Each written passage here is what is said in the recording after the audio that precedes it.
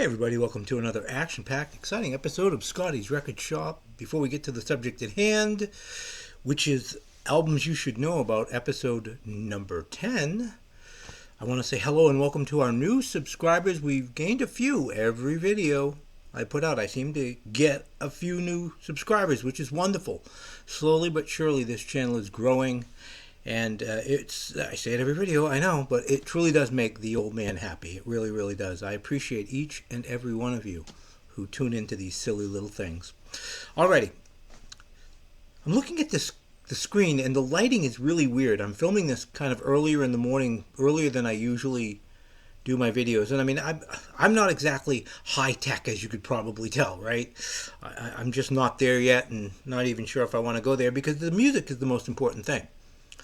But I'm looking a little odd. I'm looking a little, I don't know. I think it's the lighting. Whatever. It doesn't really matter.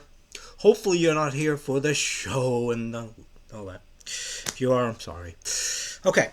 Albums you should know about. Episode number 10. This is inspired because in a couple of days, this weekend, I'm going to be going to see the what I would refer to as the remnants of the Atlanta Rhythm section. They're doing a free show in my neck of the woods up here in Maine on Friday, and I'm really kind of looking forward to them. Initially I was like, well, most of the guys are gone now.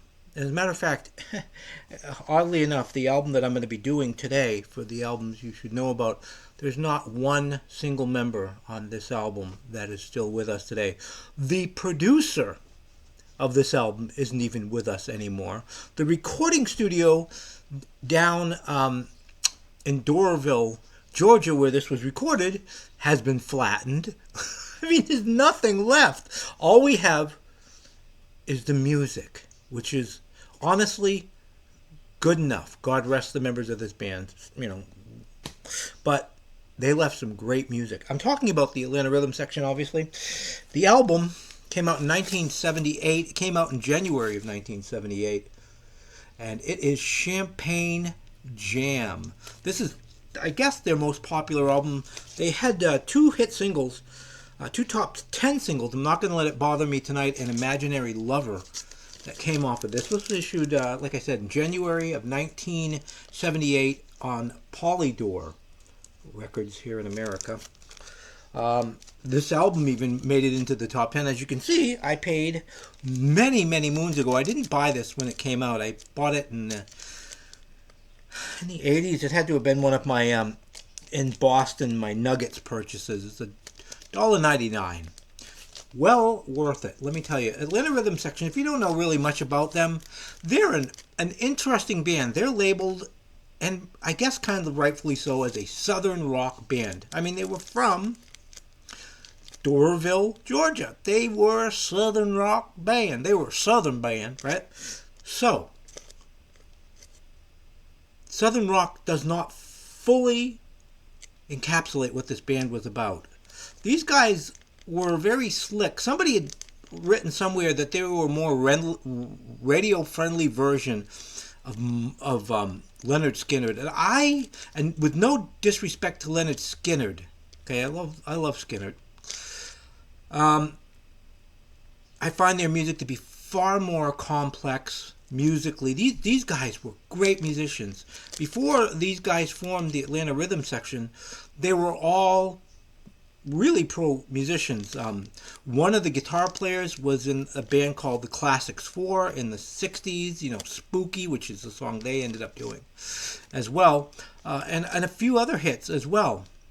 A couple of the other members were in the Candymen, which was the backup band for Roy Orbison back in the mid-60s. Great batch of musicians. The remaining stragglers in this band were just well-known in the area studio musicians. They just played on everything. So these guys knew what they were doing. Formed in 1970. The first album came out in 72.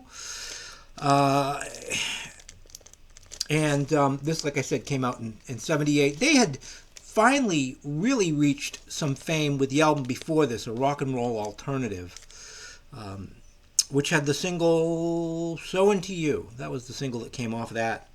finally they had really reached fame, and they capitalized on it with this album. This is a fantastic album. Now I don't know if this is my favorite Atlanta Rhythm Section album. It's most popular. I really like this band, and I think you should really like this band too. Their albums are not all that hard to find. I would say they're in for a while they were in dollar bins back when we had dollar bins. I know some places, I said this in other videos too, where I said back in the days when we had dollar bins, and I know there are people out there going, wait a minute, my record store has a dollar bin, and there's some good stuff in there sometimes.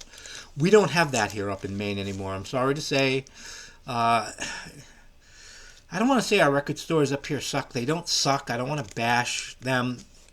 But we definitely don't have an Amoeba or a Bananas or anything like that. Or even, even a Nuggets. We have nothing like that. Or My Mind's Eye out in Cleveland. What a killer store that was.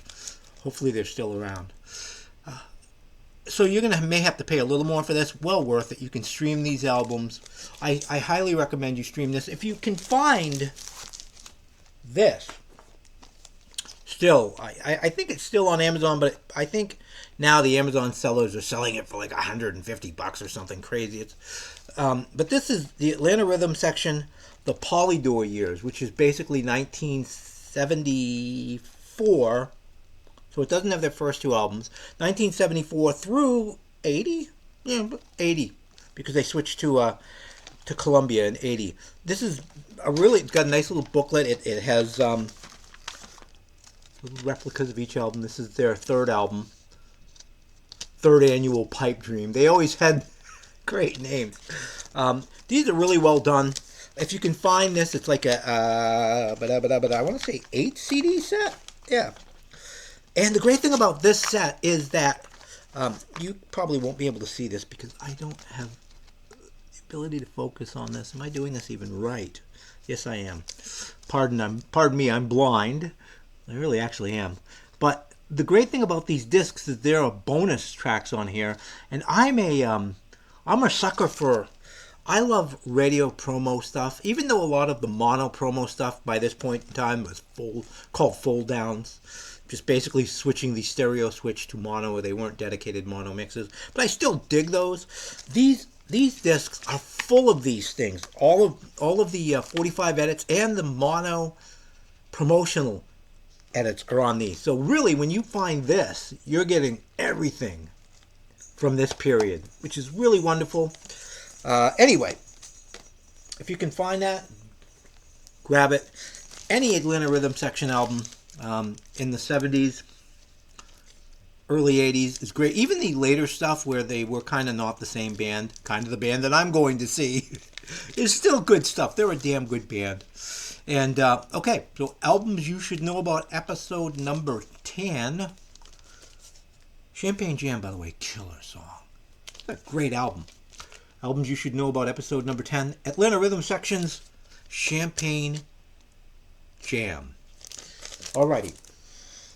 Again, I appreciate everybody who's watching this. If you like what you're seeing, please like and subscribe and help this channel to grow. Share with people. Let people know that Scotty's Record Shop is here. I'm back in business. I am making videos again, and I am so glad to be back.